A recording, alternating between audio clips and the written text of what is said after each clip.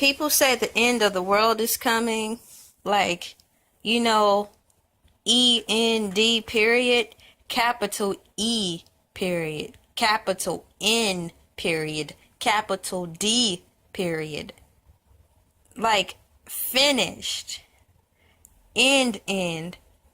And what I think this time, the end means like for real, end of the world. I know back then when I was growing up, I was forced to go to church.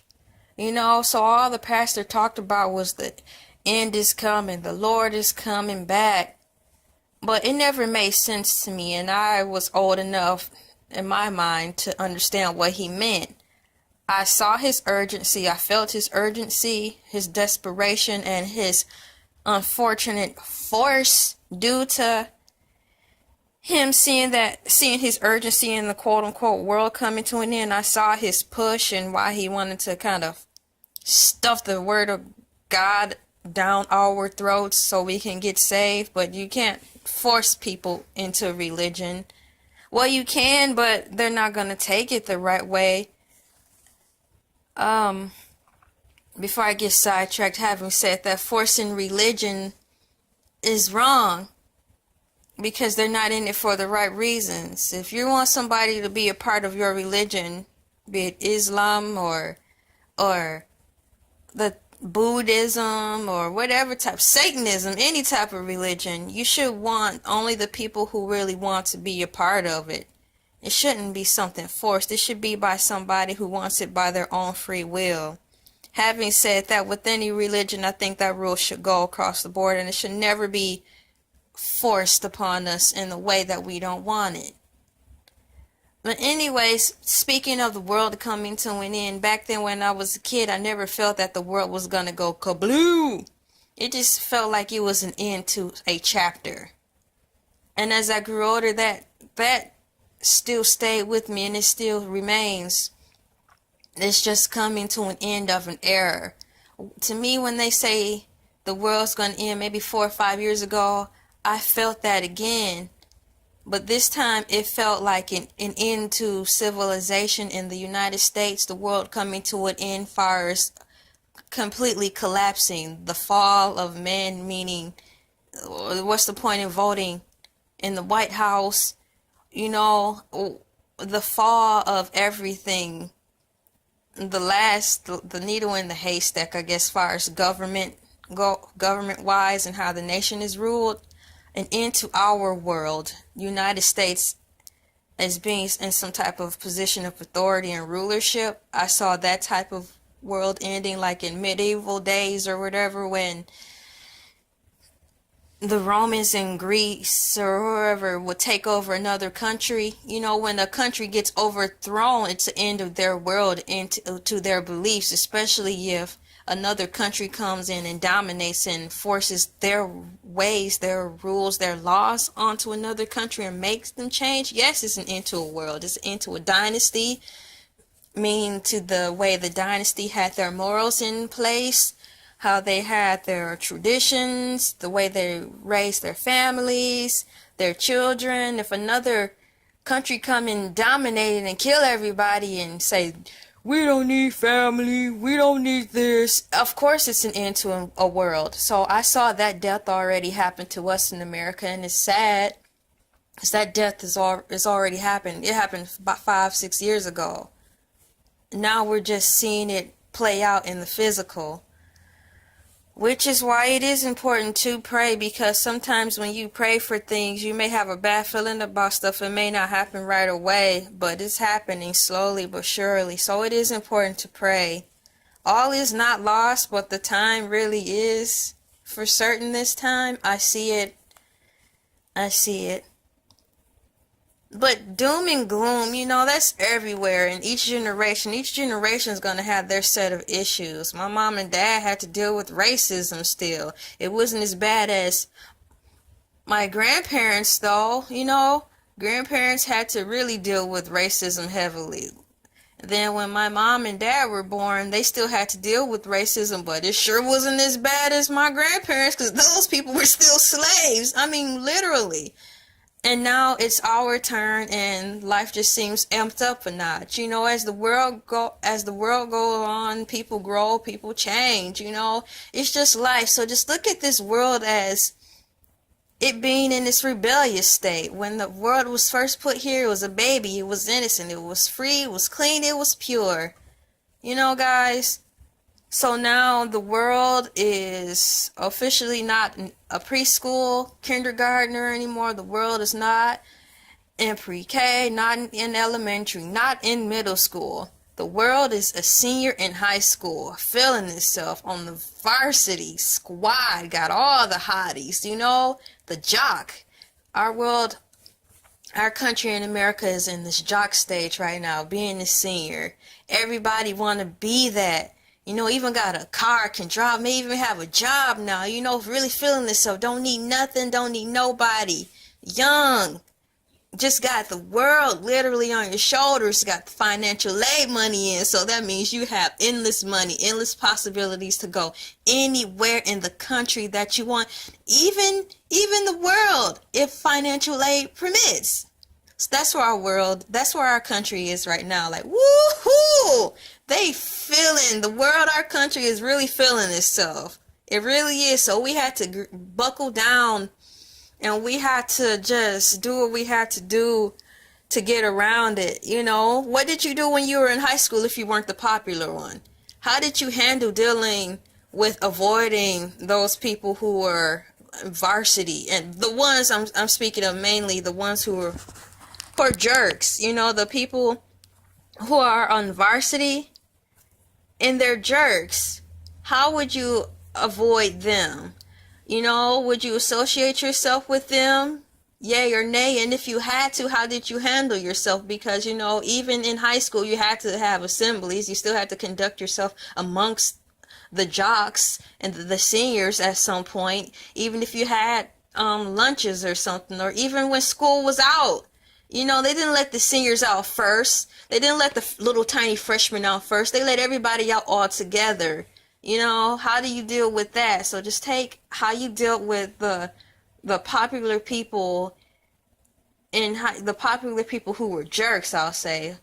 Because not every person in high school who was a senior and who was on the sports and stuff were a-holes, but I'm talking about the bully ones. How did you deal with them? So just take this philosophy and apply it to life today with our world. Yeah, it sucks.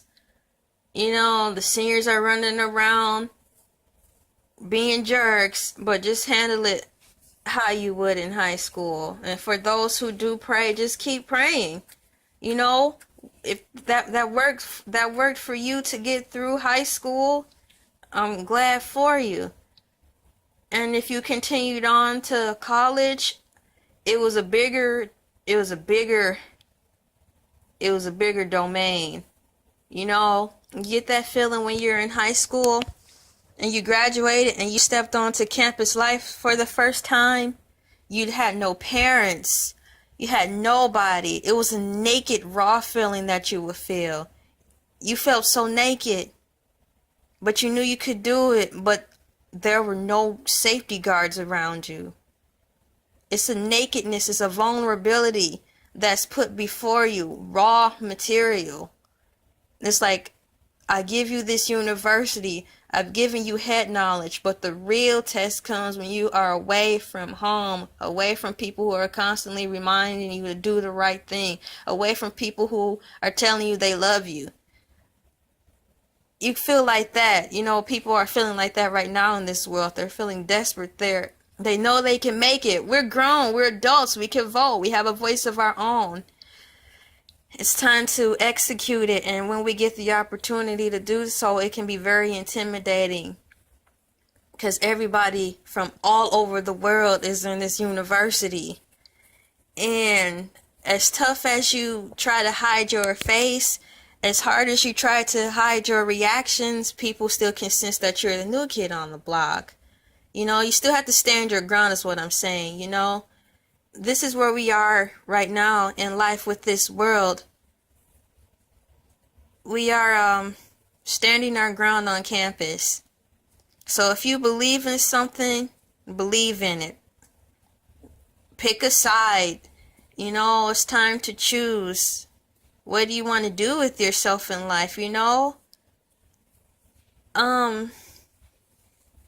I know in college it's hard to pick majors because sometimes people go to college and they're not even ready to go. Some of them are going because they don't like the city or town they lived in. They're going to college even though they don't want to, as a way to escape. You know, so they have all that on their heads on top of trying to be and better themselves. Yeah, guys. So in this world, just take the philosophy is that, you know, it's us versus the high school jocks. And now they've graduated ahead of you, and you are finally a senior, and you finally graduated. And now you go back to the same bull, but there's less less authority around. You have more freedom. The high school people are sophomores and you're a freshman, but the sophomores have got more experience. They learned the ropes. They seem ahead of the game by a little bit. They seem like ahead of the game by a lot of it when you go to college, in a way, because they have a year of experience. They scouted out the perimeter, where they know where all the hot spots are, where all the weak spots are, where all the cool people are, where all the cool people aren't, where the smart people are, where the best food is, where the best apartments are. And you know, you have all this to learn. It's like you can never get ahead. But you can. You made it through college and even in jail. Take that philosophy for the people who even went to jail. You go to jail, you heard all about it, your family's been in it, they warn you, they tell you, but somehow you end up in there. No lie, everybody is scared. Even if they do have the Lord on their side and they know that they'll be protected, it's still scary once you're in it. So the people who have been in jail, look at this world, quote unquote, coming to an end as when you had to go to jail. You know, your fists are clenched mentally in your mind. You are brave enough and strong enough to face and accept the fact that you may be doing some years, you're doing some time in jail. You're shaking, but you're still bold enough to face it. You're making those steps. And you have this authority pushing you into jail, and you don't want to be there. You learned your lesson, you know, but you're still getting pushed to do your time. You know, that's bravery. And that's how you have to come at looking at this world now. You know, everybody's sharing the same feeling. Everybody's sharing the same feeling. Even on the bad side, the bad people are sharing the same feeling of nerves. You know, because we're actually living it out now. So people, it can be scary, this world, and all these Christian people and the followers of Christ, they're doing it because they care. They're barking at us, telling us to get our crap together, telling us you can't be gay, you can't be having sex before marriage, you can't be shacking up, you can't be drinking. It's a lot of you can't be doing, and I'm one of the people who's still doing stuff we can't be doing, and I'm sorry. But it's not like I'm doing it despite to be an asshole and say, yeah, Jesus, you told me not to do it, but I'm going to do it anyway. Sometimes the situations we get ourselves into, only God knows our hearts, and He'll know we really want to get out of them. So I think that's when grace and mercy comes. And if you really want to get out, you're asking for ways, and you feel stuck in certain situations, you know, you lay it on the line with Him. And you just had to deal with the persecution of church people and whoever, people who believe you should be one way and stuff like that. Because every individual's got their own hang up, you know. So having said that, just look at this life right now, people. I love you all. And it can be so scary and overwhelming, but just imagine that first day you went to jail for the first time. The first time you went to college for the first time. The first time you saw your baby for the first time and saw all that responsibility that you are responsible for. It's a scary, shaky feeling. Or when you get married and you really love somebody and that man sees the wife and he gets scared because he's like, man, I'm responsible for her. I'm scared I might mess this up. Well, take those feelings and pray about them. But having those feelings is perfect. because you're aware of the situations, you're aware of your surroundings, you're aware of what's in front of you. Even the king's first day in kingship, he's got the same feelings. But it wouldn't have been appointed to you if you weren't ready for it. We wouldn't have been born right now where we are if we weren't ready for it. So if you're alive right now, no matter what struggle you're going through, that means we're equipped to stand in it. We're strong enough to stand in it. So, congratulations everyone. We're here in this world and it may be falling down around us, and that may be what they want us to see. Just stand fast in what you believe in, and if you're still doing the soul searching, if you're still soul searching, keep going, and I pray that you find your answer really fast and soon. Bye.